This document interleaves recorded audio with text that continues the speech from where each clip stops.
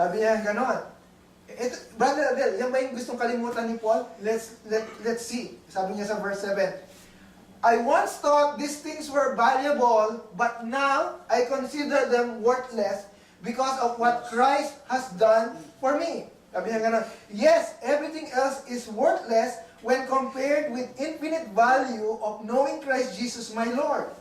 For His sake, I have discarded everything else, counting it all as garbage so that I could gain Christ.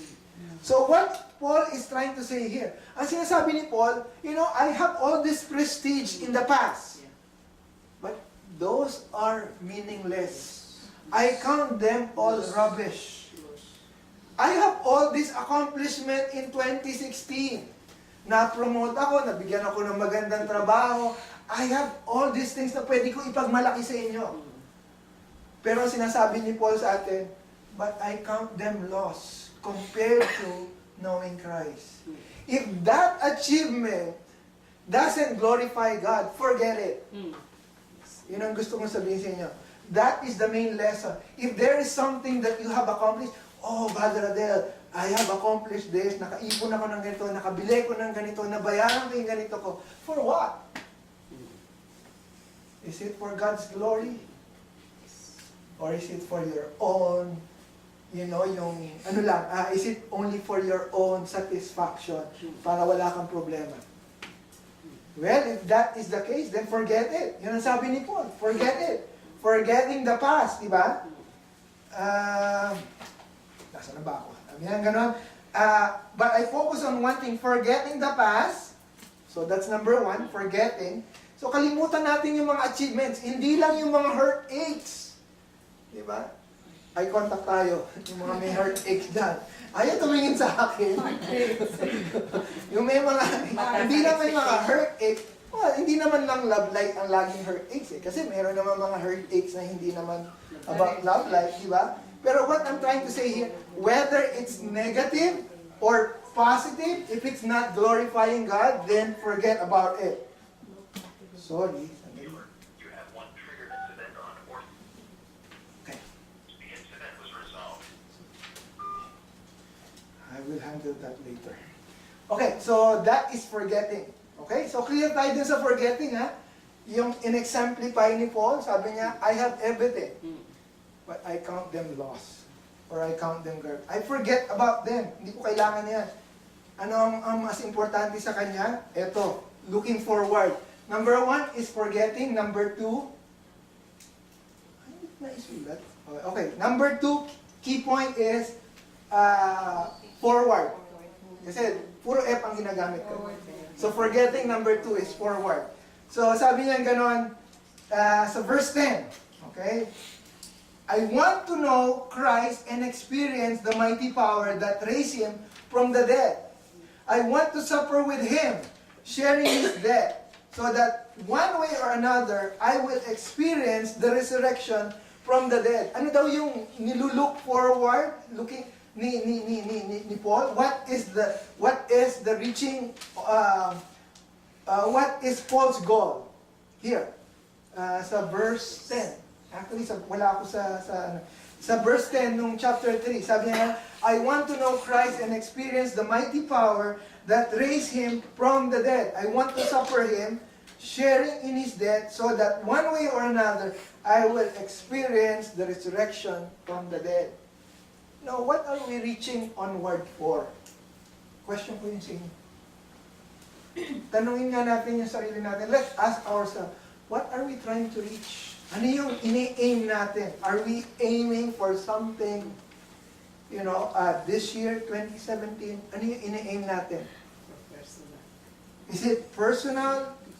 Look at Paul, di ba? Sabi natin ganun, Paul's goal is the resurrection from the dead. His goal is eternal life with Jesus. That is what he is reaching for and striving for every day. His goal is heaven. Actually, kung titignan ninyo, sabi ko nga, si Paul nasa prison siya. He could have said, ang goal ko makalaya lang dito. Ang goal ko makaalis sa mabantot na kulungan na ito. Pwede niya sabihin yun, but no. Hindi yun ang goal niya. Ang goal niya is farther. mas malawak, which is what? The eternal life. He is looking for, actually, dyan sa book, actually, binasa ko yung book ng Philippians. Isa sa mga sinabi niya dyan, nagko-contemplate yung kanyang saloobin. Sabi niya, gusto ko na sumama sa Panginoon, mamatay na ako kasi I know na masarap sa piling niya. But at the same time, ayoko pang umalis dahil para sa inyo. Sabi niya, on the other hand, sabi niya gano'n, I want to stay because this will help you. This is for your benefit. Sabi niya gano'n sa mga kausap niya. Pero in here, makikita natin, we could see from here, from this very verse, na ang focus ni Paul is the heavenly purpose ng Lord sa buhay natin. You know, nakalulungkot kasi, you know, in everywhere we go, there's so much marketing. And people are telling us, you know, in order for us to be happy, we have to do this. Actually, meron akong nakitang video sa Facebook, and this will help. You know, yung mga magazine daw, I don't know kung nakita niyo yun, yung mga magazine, yung mga women's magazine, pag-aalisin nyo, if you are going to remove the pages of all the advertisement, siguro 30% lang nung ganun kakapal, yun talagang actual na content. The rest are all advertisement. And what is this? I mean, in reality, what is this thing that says to us?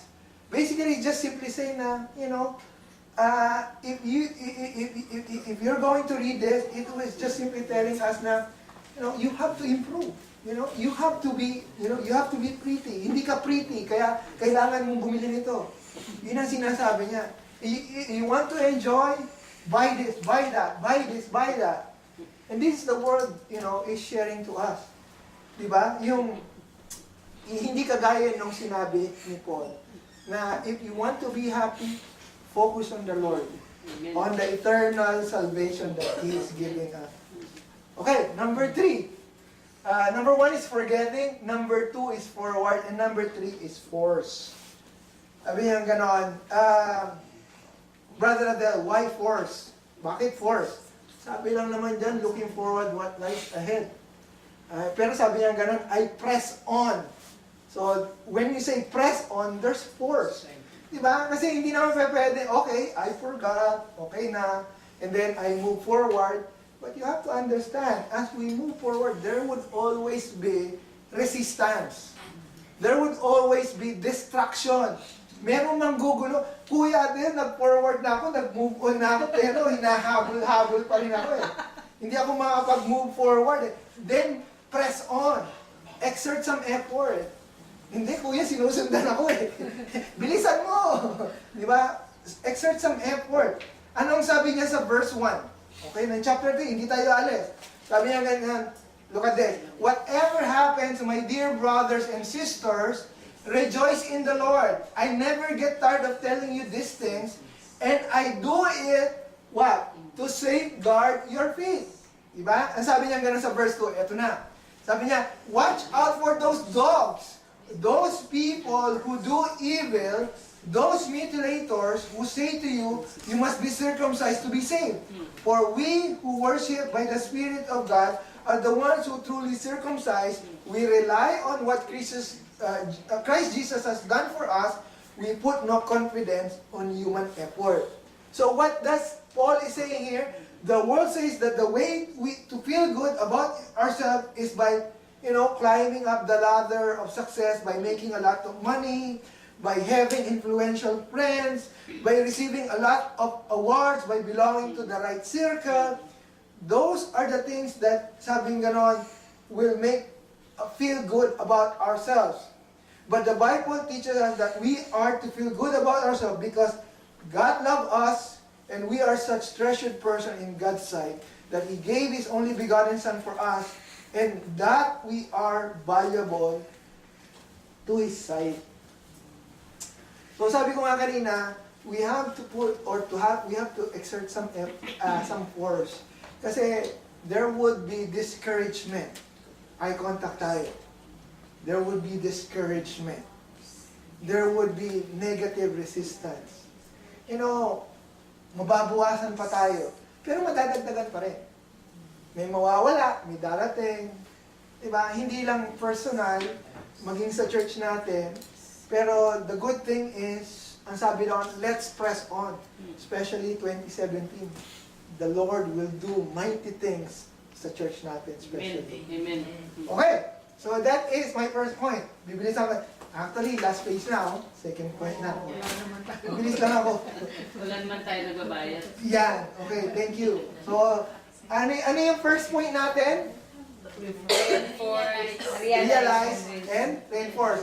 Ano yung pinaparealize sa atin? Na hindi pa tayo kumpleto. Hindi pa tayo perfect. Marami pang gagawin ng Panginoon sa atin. Yun ang pinaparealize sa atin. And then ano yung pinapa-reinforce sa atin? Forget, forward, and put some force. Okay, yun yung reinforce natin. Okay, good. Now, let's go to my second point. Reset and reform. Okay, the reset and reform. Okay, this is going to be from verse 17 up to verse 20. What do you mean by reset and reform? Okay, sabi ni Paul, ito ang gawin ninyo, forget, move forward and put some force, di ba? Pero ang question is, paano? How? How are we going to do that? How should we forget? How should we move forward? And how should we put force? Alam natin it's all verb. Pero ano yung objective para dyan? Okay, let's do this. Verse 17. Ano sabi sa verse 17? Binigyan niya tayo ng guides and pattern. Ano sabi ganon? Dear brothers and sisters, pattern your lives after mine and learn from those who follow our example. Anong sabi? We have been given a guide. Hindi tayo basta-basta kopya ng kopya. Kailangan, kopyahin natin, sabi ganon. And una, sabi ni Paul,